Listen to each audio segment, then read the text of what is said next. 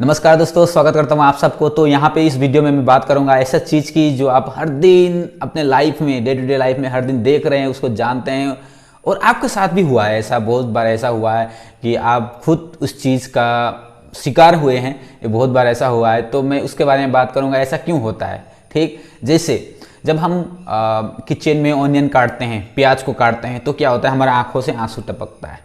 ठीक है, तो ये तो हमेशा होते रहता है, लेकिन हम कभी जानने की कोशिश नहीं करते हैं कि उसके पीछे क्या राज है, क्यों ऐसा होता है। Why the tears is coming from our eyes. तो हमारे आंखों से जो टीयर्स है, जो आंसू है, क्यों आ रहे हैं, उसको हम जानने की कोशिश नहीं करते। तो यहाँ पे मैं आपको बताऊंगा कि आंसू हमारे आंखों से क्यों निकलता है। ओके, जनरली जब हम आंसू का बात करते हैं, तो जब हम बहुत दुखी होते हैं या फिर कभी कभी ऐसा भी होता है कि हम बहुत ज़्यादा खुश हो गए, तब भी हमारे आंखों से आंसू निकलता है, लेकिन हमको रीज़न नहीं पता है। ओके, बहुत सारे लोगों को है जो रीज़न नहीं पता है। इट इज़ डेली साइंस, हम बोल सकते हैं डेली साइंस, हमेशा होते रहता है। ऐसा नहीं कि जो पढ़े लिखे लोग हैं उनको ही जानना चाहिए, जो दैट मीन्स बहुत ज़्यादा जिन्होंने पढ़ा नहीं है, जी बहुत ज़्यादा स्टडी नहीं किया है, उनको भी ये चीज़ जानना चाहिए कि हमारे आंखों से आंसू क्यों आता है। ठीक, तो आज मैं आपको बताऊंगा इस वीडियो में आंखों से आंसू क्यों आता है। तो जब भी हम आंखों के बारे में बात करते हैं, हमारा आंख का जो स्ट्रक्चर है उसको जानने की जरूरत पड़ती है। हमारे आंख के जो ऊपरी हिस्सा जो है, थोड़ा सा ऊपर वाला जो हिस्सा है, वहाँ पे एक ग्लैंड होते हैं। ग्लैंड जो होता है, that gland, the name of that gland is lacrimal gland.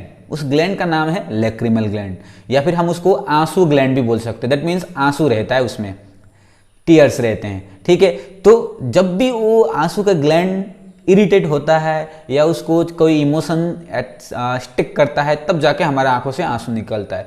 लेकिन जब हम ऑनियन को काटते हैं, प्याज को काटते हैं, तो वो कैसे वहां से आंसू निकल रहा है। ठीक है, तो इसको मैं डिटेल प्रोसेस बता रहा हूं कि कैसे ये हमारा जो लेक्रिमल ग्लैंड को जो है इरिटेट करता है, कैसे लेक्रिमल ग्लैंड में जाके ये चीज अफेक्ट करता है और वहां से आंसू निकलना शुरू होता है। ठीक, तो पहला, जब भी हम ऑनियन को काटते हैं वहां से एक चीज निकलता है जिसको बोलते हैं लेक्रिमेटरी फैक्टर्स, जिसका नाम है सिंथेज।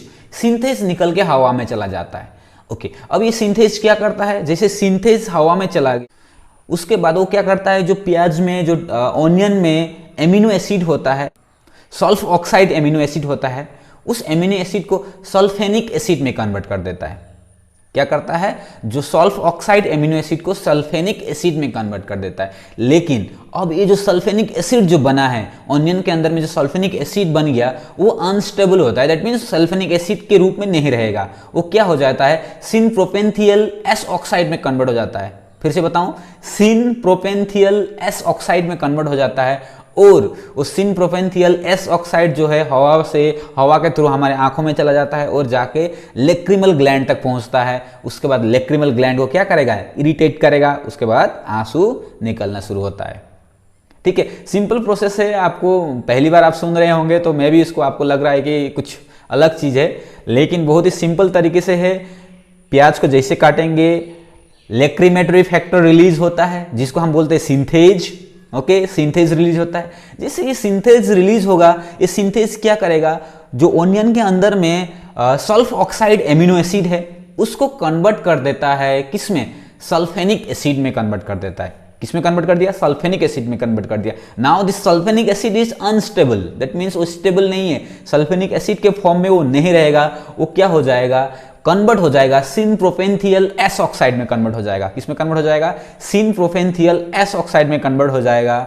और उस सिन प्रोपेंथियल एस ऑक्साइड क्या करेगा, एक केमिकल से जो हमारे आंखों तक चला जाता है और लेक्रिमल ग्लैंड तक पहुंचने के बाद वो लेक्रिमल ग्लैंड को क्या करेगा, इरिटेट करेगा और आंसू वहां से निकल के आते हैं।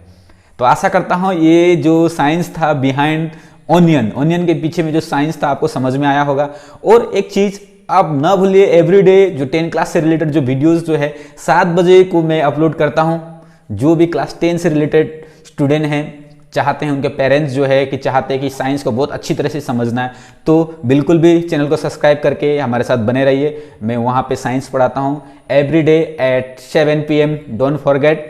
एंड अभी के लिए इतना ही, कल फिर अगले वीडियो में मिलेंगे कि अलग साइंस का एक चीज़ लेके आऊँगा। तब तक के लिए धन्यवाद।